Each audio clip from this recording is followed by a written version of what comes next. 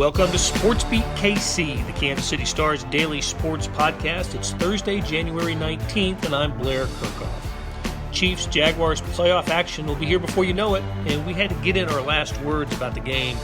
Beat writers Jesse Newell and Herbie Teope broke it down on a show that started as a SportsBeat Live, where we took questions and comments from our viewers. Now it's a podcast. See how that works?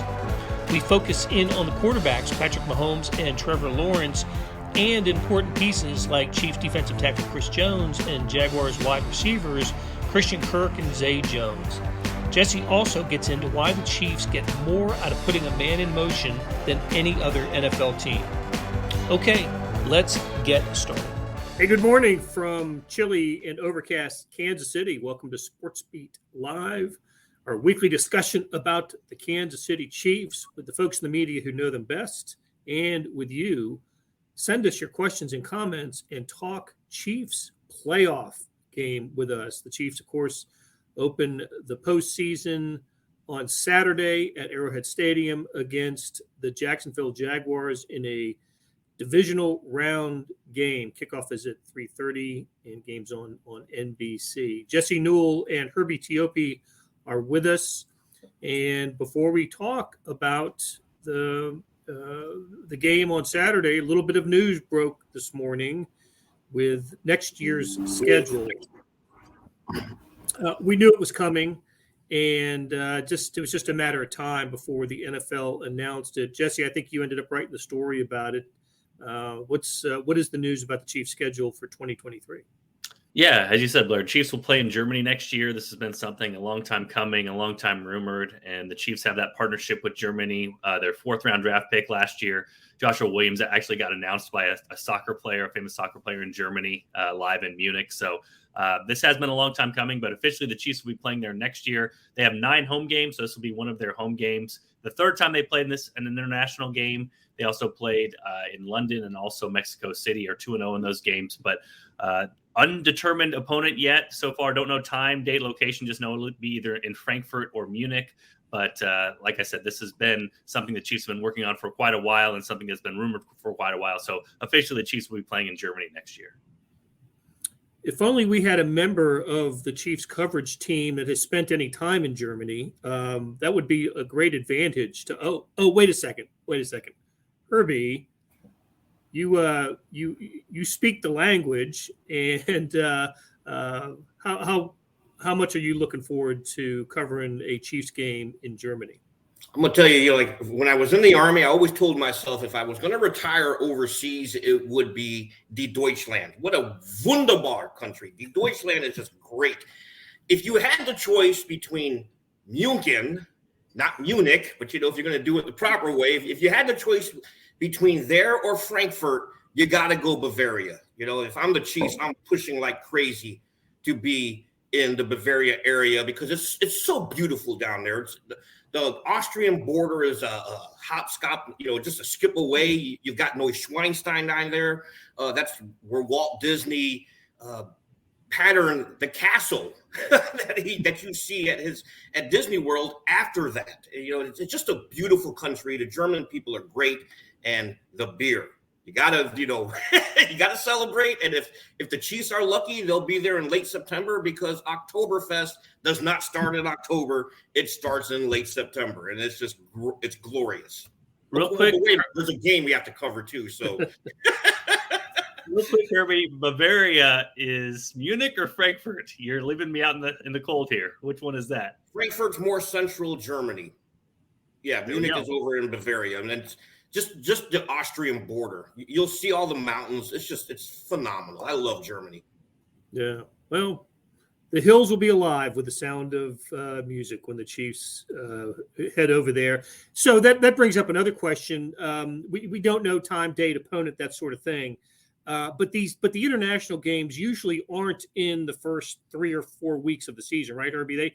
They wait until, it seems like they wait until either late September or early October to play these games. Yeah, that's absolutely correct. You'll start off obviously in London, and if I'm not mistaken, the Buccaneers Seahawks game was late after the midpoint season. That's when they were in Germany. But you're absolutely correct. Okay, and we don't know the opponent, but Chiefs have some pretty attractive home opponents next year. I don't think they would. I don't think they would necessarily want to take a Bills, a Bengals. I think the Eagles come to Kansas City next year. I don't think one of those games would go. A division opponent, you don't usually see a division opponent in those games. So who would that leave? Anybody know off the top of their head? I think Lions. they played the NFC Lions. Lions would be a good matchup. Bears are another one. And the other part about this, November actually was when the Tampa Bay Seattle game was this year in Germany. So mid-November. So there's some options there, but I think you're on the right track, Blair. Again, we're just speculating right now on who that other team could be. But if you take out the division foes, you take out these big games that should be played at Arrowhead, then you're left with a couple of those NFC opponents that are likely going to be in that slot.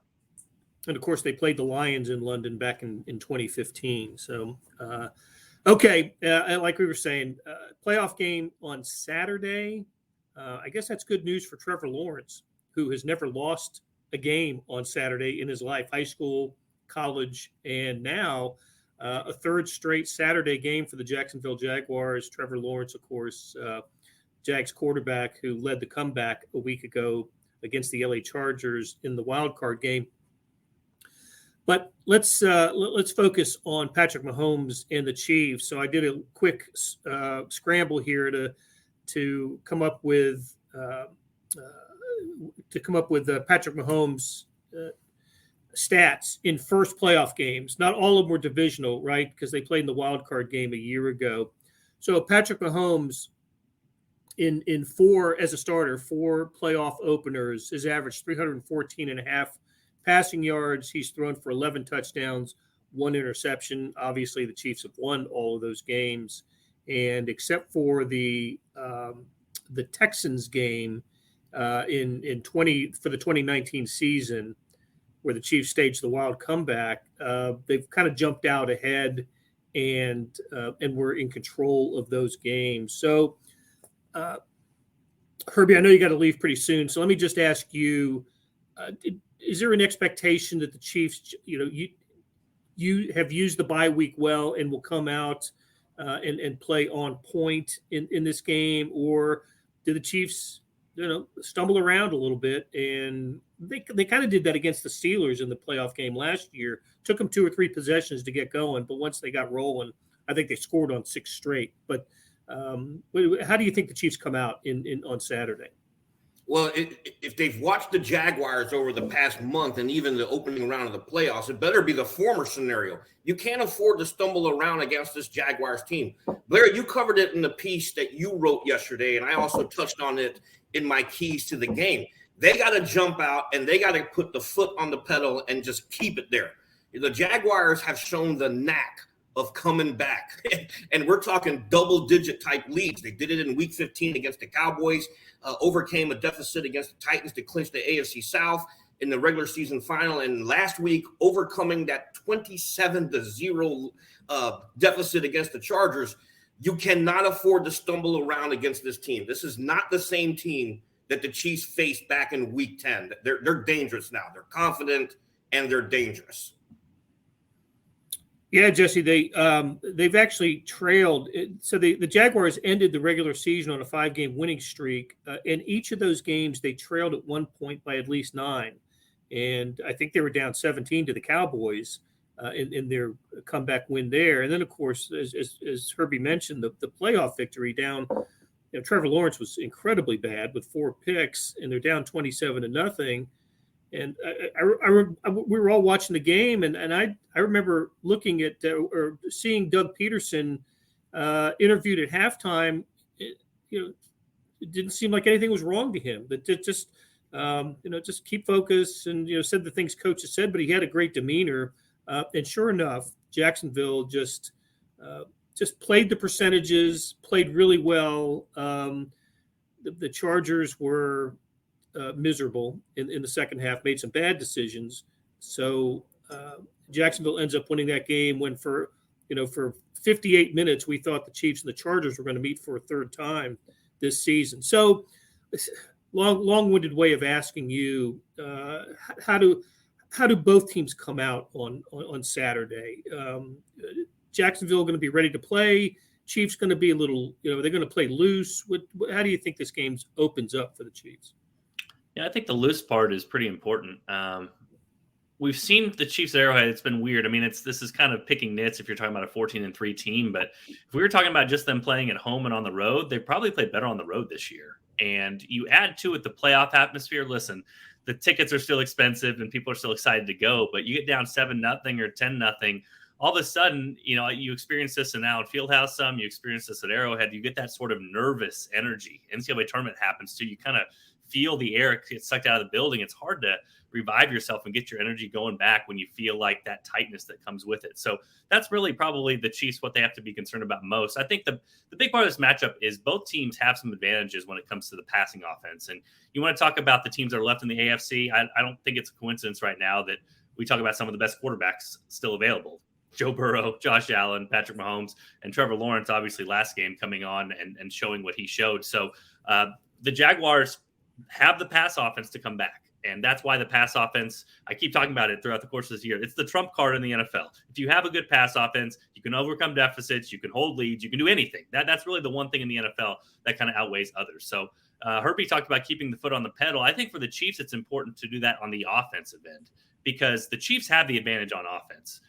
Jaguars defense, especially in the secondary, is not very good. They've been able to get some pressure with some pressure looks from their front four, but Mahomes picked apart the secondary. I think 331 yards and 4 touchdowns in the first matchup against the Jaguars. So that's the sort of thing I think the Chiefs need to go in with the mindset of is 7-0, 14-0, 14-7, whatever, however many points it is, you can't let up there because the Chiefs' advantage is scoring and Patrick Mahomes in the pass offense. And that shouldn't go away unless we saw like the Chargers last week, you sort of ease up a little bit and start to play the time game. Chiefs shouldn't do that. This should be a game that should be feature a lot of points, I think. And the way that the Jaguars keep this one close is sort of what we talked about. They kind of play with a free mind with Doug Peterson going for it on fourth down, doing tricky things, surprise things, gadget plays, as Steve Spagnuolo, defensive coordinator, was talking about yesterday, they're expecting from them, and having the right mindset as an underdog. For the underdog, you want to mix things up, and that's what Doug Peterson's going to do. So will it create some anxious, nervous energy around Arrowhead? It could, especially if the Chiefs don't play well early. I've seen that before. I've felt that from the fans before, that nervous energy. Mark says the Chiefs' offense has started slow most games this year. I think that needs to change in the playoffs. I agree with you. I can't, the scenario that I think about for the Chiefs when they're a heavy favorite, as they are this week, 8.5 points. I think about the game at Denver earlier this year where the Chiefs, everything broke right. They went up 27-0 in that game, just as the Chargers did to the Jaguars. And at that point, that game needs to finish 37-13, right? That's you obviously the opposing team's going to get their shots, but you got to keep the pedal to the metal, as Herbie said earlier. And of course, that game didn't finish that way, right? The Chiefs were scrambling at the end to beat the Broncos that day in Denver late in the regular season. If the Chiefs end up with that early lead, Jesse, as you suggest, I think you got to keep going. You absolutely have to keep going. One thing to mention, Blair, I've been doing some research on this week is, let's be honest, the Raiders game, this past game the Chiefs played was sort of like that as well, only the Chiefs did not allow points after that. And now we know Mahomes in that Denver game you're talking about, he had some interceptions, kind of let them back in it, but the Chiefs defense was pretty bad at the end of the first half and the beginning of the second half. But if you look into the personnel, the Chiefs played their 4-1-6 defense, which is something that almost no NFL teams do, play that particular dime defense, but they put 3 cornerbacks on the field along with Brian Cook, the safety. And you really saw the Chiefs have success with it. I guess not last week, but 2 weeks ago against Jarrett Stidham and the Raiders. So something to watch if you do get a lead is the Chiefs will likely go their dime package. They'll know that Jacksonville is going to come out there. But not only is Brian Cook stepping up, Jalen Watson stepping up that particular role when you take a Willie Gay off the field as one of the linebackers to put in another smaller guy, but the Chiefs 4-man pass rush, that's a big, big deal. They were getting after the quarterback with those 4 men and making it very difficult on Stidham to get the ball down the field in those settings. So something to watch in that game. If the Chiefs get a lead, I think earlier in the season they weren't as comfortable in that dime package, but we know throughout Steve Spagnuolo's career, that 6 defensive back look, that's been one of his specialties. The Chiefs have been playing it better late rather than early. And so something to watch if they get a lead. That'll be a big part of keeping that lead, is trying to play better when you know the Jaguars might be in a passing situation. And they're going to have to, Jesse, because the Jaguars, they do have weapons. It's not just Devontae Adams that the Chiefs are going to have to deal with. They're going to have to deal with Christian Kirk, who had 109 yards and 2 touchdowns against the Chiefs back in Week 10. And you got to deal with tight end Evan Ingram and wide receiver Zay Jones. Both of those guys, all 3 of them, scored a touchdown last weekend against the Chargers. So the Chiefs you got some weapons here you're going to have to deal with. And so that type of defensive alignment, a dime package, probably suits them well against this type of offense. Tell you what, though, Travis Etienne, pretty solid running back. This guy, I just think he's very good and underrated as well. So, and hey, you mentioned Willie Gay. Jesse, Gay had a good game against the Chiefs in the regular season. Led the team in tackles, got one of his 2.5 sacks this year. So it was a pretty solid effort for Willie Gay. Yeah, it was, and I don't want to not talk about the rest of the pieces for the Chiefs, because when I talk about the dime package, that's really what the Chiefs played when they got up against the Raiders. So that's kind of more of the other team is going to pass the ball.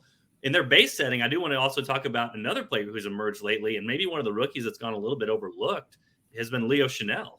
He's played great run defense lately, and so that's when you're talking about the 4-3. You put 3 linebackers in the game. You got Willie Gay, Nick Bolton, and then Leo Chanel in there. But he's been really impressive in the run game. We also can't overlook what the Chiefs have done in the run game with some of these guys that really weren't known for that before this season. I mean, we talk so much about Chris Jones' 15.5 sacks.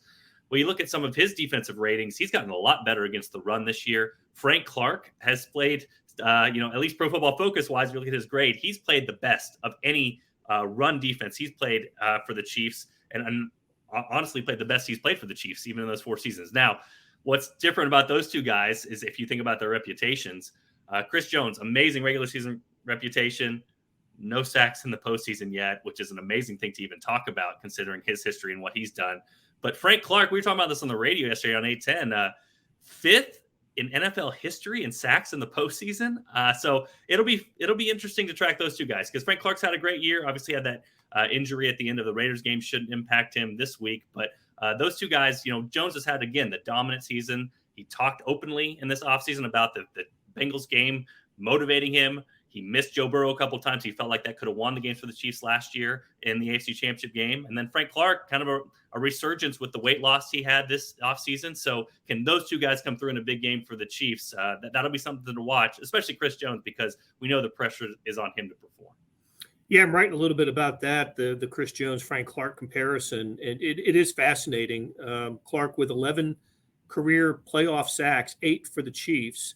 And the NFL record, it's I don't know, it's like 18 or something. But if Frank Clark picks up 1 or 2, he'll go into the top 3 and all-time sack. Yeah, and they 2. It's crazy. But in defense of Chris Jones, he's had 9 passes defended in his playoff career, and of course his play in the 4th quarter of the Super Bowl victory over the 49ers was pivotal. Chiefs don't win the game if Chris Jones doesn't bat down a couple of passes in that moment. So he's had big moments. They just haven't come at sacks, and he will tell you that he regrets greatly the sacks he didn't get against Cincinnati in the AFC title game last year. Yeah, I mean, he in OTAs, I remember he brought it up unprompted, just saying, I could have gotten Joe Burrow, brought him down twice in the AFC Championship game. That would have changed the entire game. And so that's kind of another side story to watch here, Blair. I mean, I talked about the Chiefs' passing offense should be really good against Jacksonville. It was really good a few weeks ago at Arrowhead. It should be good this game. But how much of that, I mean, I remember talking on SportsBeat Live after that game, the AFC Championship game, and saying if you would have listed a million reasons why the Chiefs lost against the Bengals after being up 21-3 in the AFC Championship game, Patrick Mahomes playing the worst half of his career would have been like bottom 5 for me and maybe last. You know what I mean? But that's what happened. And we've just seen throughout this whole season, I mean, maybe what Mahomes has done better this season than any other is sometimes for him, in past years, it's kind of been this, certain games he's been amazing, and then he'll kind of drop down and he'll have bad games.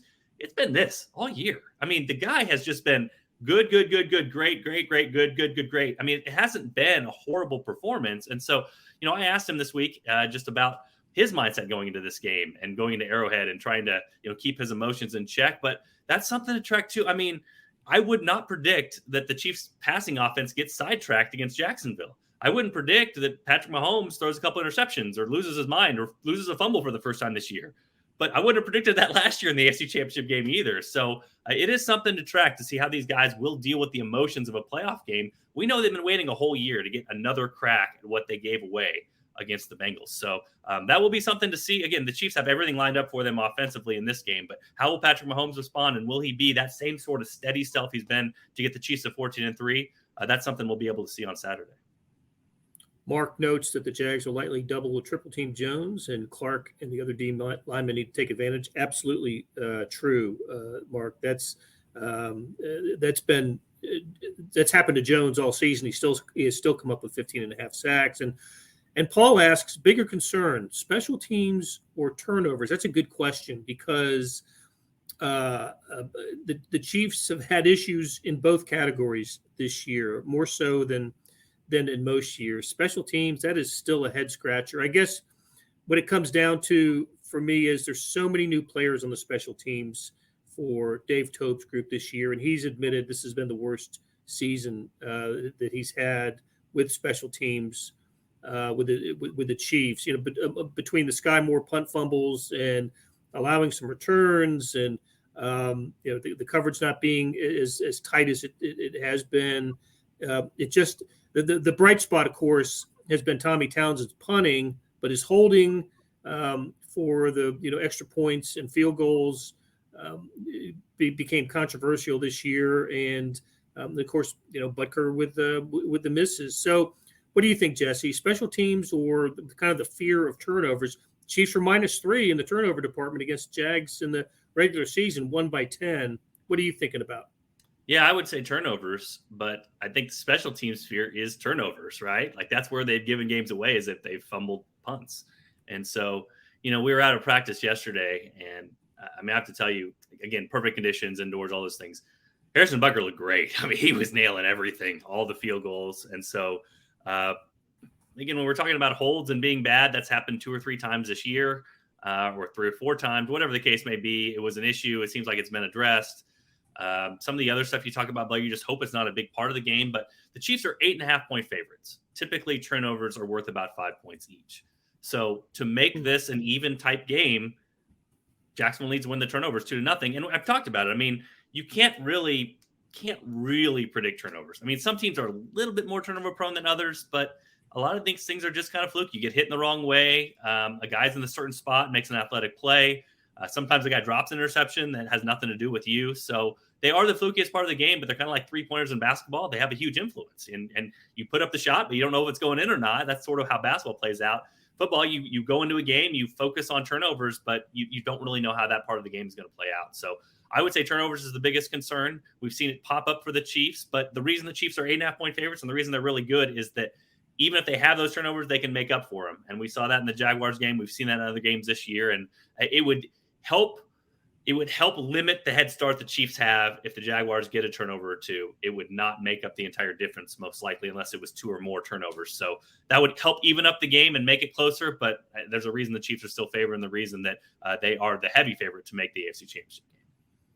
2 things I think about on that topic. The Jaguars opened the regular season game by recovering an onside kick. That's right. And then the Chiefs defense stood up and forced a punt. I think the Jags got 1 first down, but that was it. So the surprise element that they got their sideline all juiced faded quickly, and it was a great credit to the Chiefs defense in that moment. The other thing is it may be a little snow, rain, wintry mix on Saturday, and you just don't know how that will impact the game. The Chiefs have Patrick Mahomes actually won his first playoff game in the snow at home against the Colts. Back in it was the 2018 season.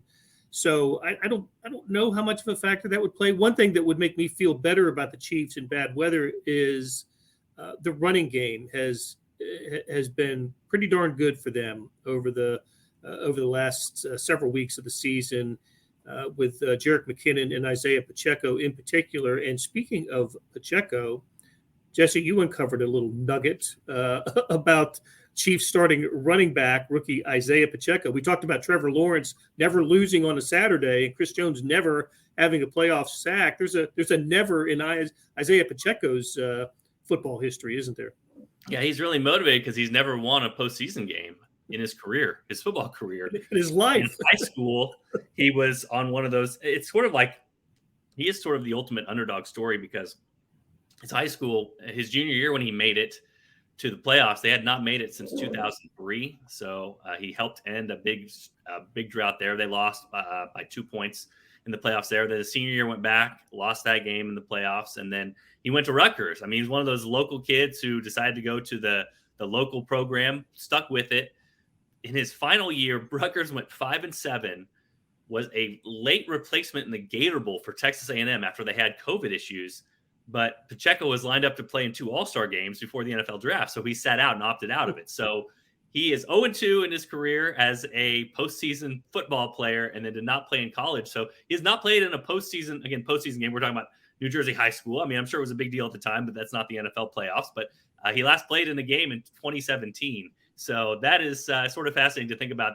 We think of most of these kids kind of coming up through the ranks, and you're going to play at Alabama or Georgia or wherever. You're going to play in some sort of postseason game. But that's not the case with Isaiah Pacheco. You mentioned him the first game. He had an interesting storyline, too. He fumbled on the Chiefs' first possession in the red zone. Andy Reid goes right back to him. He had a really good game after that. 16 carries for 84 yards, I think it was, in that particular game. So there could be the same type of openings in the run game that there was in the first game. But, Pacheco is going to be motivated. He's always been the Chiefs' energy guy. He will be again on Saturday. All right, Jesse, I've been waiting. We didn't get to it on our show earlier this week, so and we didn't leave enough time to talk about it today. But you wrote a terrific story this week about the evolution of the Chiefs' offense, and even with most of the key characters like Patrick Mahomes and Travis Kelce and Andy Reid, Eric Bieniemy, they've all been here throughout the entirety of of the Mahomes era of the Chiefs. It continues to evolve and it continues to be productive. The defenses haven't cracked the code, and it's because the Chiefs continue to provide new wrinkles. And just take us through the bullet points of what makes the Chiefs offense so successful year after year. Well, yeah, the one subset of this that we talked about or I wrote about is using motion. And a lot of teams use motion as what Patrick Mahomes would call man zone ID. So if you have a receiver go in motion, a defender follows him, okay, that's probably going to be man coverage. If a defender doesn't follow him, it's probably going to be zone. So a lot of teams use that to try to get a tell on the defense, to try to figure out what the defense is doing. The Chiefs, though, they've been 3 times more productive than any other NFL team when it comes to motion because they're using it in more ways than that. And one of those ways, if you remember the Justin Watson reception from the last game against the Raiders, he goes in motion down the sideline and then takes off on the snap and is able to get a step on the defender down the sideline. The Chiefs complete it for 67 yards. That's one creative way. You have a guy already fully going and then continuing up the field. You're going against a flat-footed defender. All of a sudden, your faster players become a step faster. You can break down the sideline.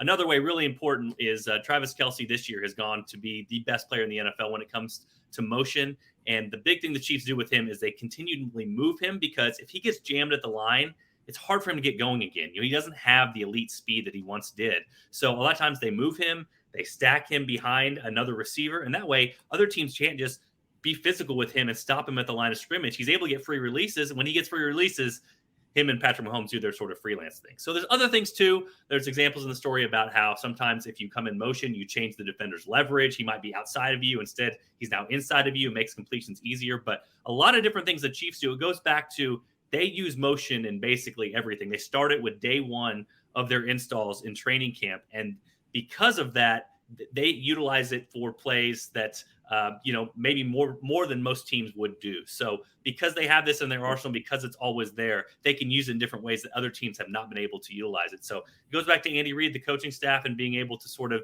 envision this thing and craft this thing from the very start to have it so that they can take advantage of some things that other NFL teams aren't. So be sure to watch guys in motion. Whenever guys going in motion, if the Chiefs throw it to that player, that's where they've been more successful than any team in the NFL, 3 times more successful than any team in the NFL. So watch that. And if the Chiefs do complete those passes, just know a lot of the X's and O's going behind that are due to Andy Reid and the coaching staff kind of scheming some things up that other teams don't do. Great story. Find it on kansascity.com. All right, Jesse, we'll get out of here. I'll ask you 2 questions. Just give me the one-word answer. Who wins Bills-Bengals? I will stick with the Bills in that game. I agree with you. A lot of people are liking Cincinnati, but I think there's some karma here, and I think the Bills win it, and we'll get Chiefs-Bills in Atlanta next week. What are the percentage chances of a Jacksonville upset of the Chiefs on Saturday? I will say 25%. Official predictions up at kcstar.com. This one up today. I actually like the Jags to cover the spread in this one. I think it's the stat from ESPN Stats and Info. Doug Peterson as an underdog in the playoffs is 6-0 against the spread. So typically he understands the kind of underdog mindset you need to have going forward, pushing the envelope, all those sorts of things. But I still got the Chiefs prevailing 31-27 in this game. And as you know, this time of year, Blair, it doesn't really matter what it looks like in the end. As long as you advance to that next round, that's what's most important. And Chiefs going to 5 straight AFC Championship games, that would be quite a feat. I think it's 30-20 Chiefs, so they just get the cover. That'll do it for today. Thanks to George Howard, who produced the podcast and the broadcast, and to our SportsBeat KC staff of Jeff Rosen, Scott Chasen, Monty Davis, and Randy Mason. Tip of the cap to Jesse Newell and Herbie Teope for sharing their insights.